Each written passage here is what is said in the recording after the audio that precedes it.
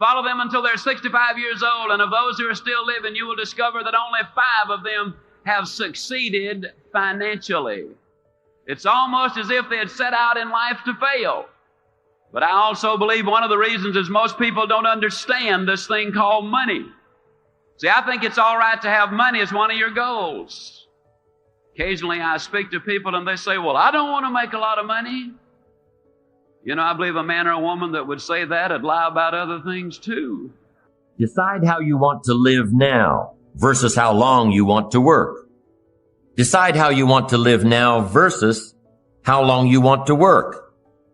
This means if you want to spend everything you make now, you'll have to work longer and harder.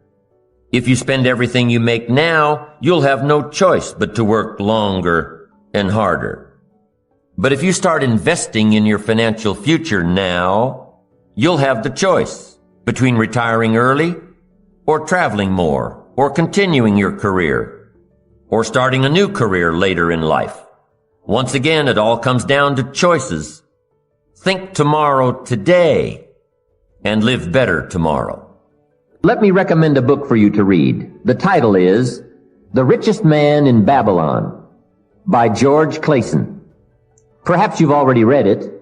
I would suggest that you read it again. It's just a small book. You can read it in one evening. I call it the appetizer for the full discourse on the subject of financial independence. Now, let me give you the major theme of the book. The major theme is that what you do with what you have is more important than what you have. What you do with what you get is more important than what you get. What we do with what we have says so much about us. It reveals our philosophy of life, our attitude, what we know, and what we think, and the makeup of our character. It is a reflection of what is going on inside of our head and within our value system and decision-making process. It also reveals our ability to weigh and to perceive. The outer is always a reflection of the inner. It is an indication, a reading, a revealing. It speaks, it tells, it shows. What you are doing with your money says something about you. Keep strict accounts. Don't let yourself or anyone else talk you out of keeping strict accounts. You've got to know exactly where it comes from. You've got to know exactly where it's all going. Don't fall into the I don't know where it all goes trap. Don't fall into that. It just gets away from me. No, keep strict accounts. It's much easier than it used to be with personal computers and so many households and the software that's readily available. It's as easy as entering your deposits and checks and receipts, and the computer will tell you exactly where you stand. And it does more than that. If you're really wondering where it all goes, the computer will tell you that too. Most of the programs let you categorize your expenditures. Print it out, and you'll know exactly by category where it all goes. And when it's right there in front of you, you'll be able to evaluate what you're buying and what you're wasting. Take that wasting part and add it to one of your capital funds. It'll get you there that much faster. Let me give you some of the details of a good financial plan as suggested by Clason's book. First, a very broad but important statement. Learn to live on 70% of your net income. Net meaning the money you have left after paying your taxes. Learn to live on 70%. The reason it's 70 is because you're going to be doing some very special things with the 30%. So what's left, 70%, is yours to spend. Now let's talk about the all-important subject of how you allocate the 30%. I remember one day saying to Mr. Schoaf, if I had more money, I would have a better plan. He said to me, Mr. Rohn, I would suggest that if you had a better plan, you would have more money. So it's not the amount that counts, it's the plan that counts. It's not what you allocate, it's how you allocate it. Here's the first part of the allocation process.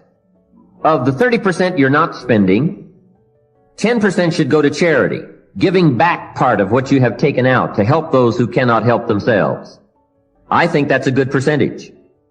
Now, you can pick your own percentage. It's your life, and it's your plan. But giving your money to a church or to an institution is a good idea. More often than not, they can find the people who are in need. But whether you administer it yourself or give it to an institution to distribute, 10% should be given to charity. The time to start this is when the amounts are small. It's pretty easy to flip a dime out of a dollar, and it's a little more difficult to give away 100,000 out of 1,000,000. You say, oh, if I had 1,000,000, I'd give 100,000. I'm not so sure. That's a lot of money. Best we start you early. How do you motivate yourself? One of the things that we must do is that we must be involved in working on achieving self-mastery. You must work on yourself continuously. Never be satisfied with yourself. Always know that as you invest the effort and time on you, that's the greatest ability that human beings have above animals. See, a dog can't be anything but a dog.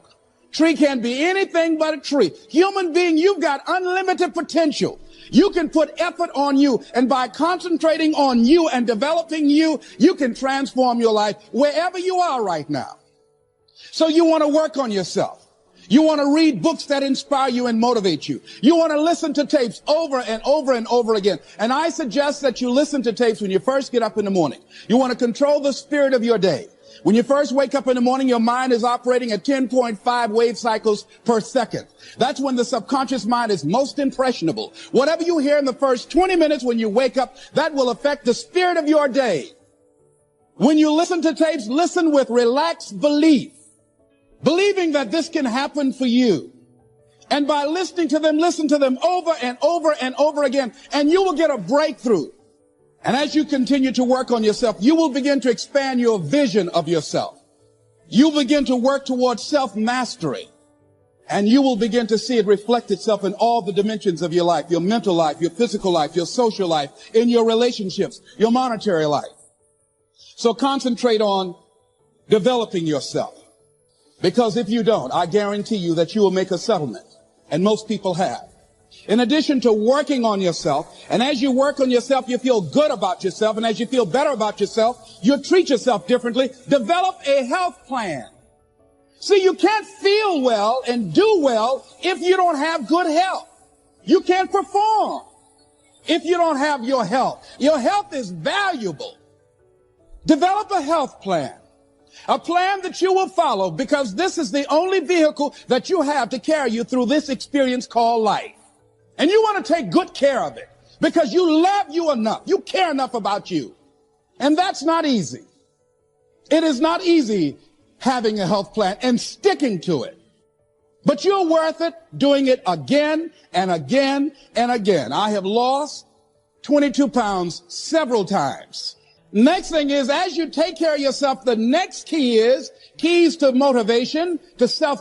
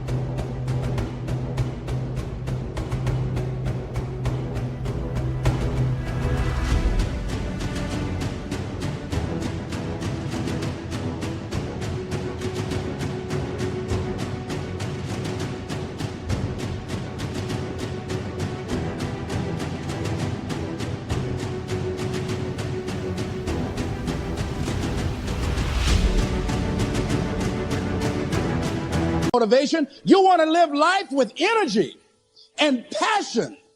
You want to make a conscious effort to be lively. See, in life, you either saying hello or goodbye. You either on the way or in the way. Leave dead people alone. Some folks just walking around looking sad. How you doing, honey?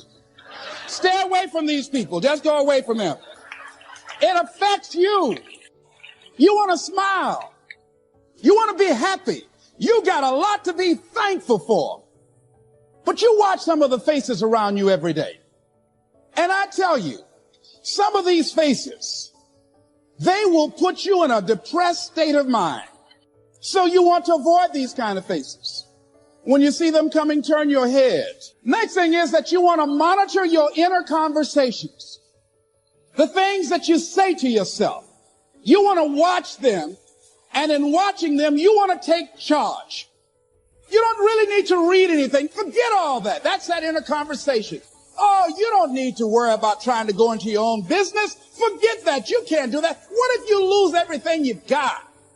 That inner conversation that stops you from doing the things you want to do less, don't do that. Man, you know what I did? I just blew my 20s. I ended up spending all of my 30s fixing what I messed up in my 30s. I spent all of my 40s doing what I could have been doing in my 30s. Man, I had let too much time slip away. Time is very valuable.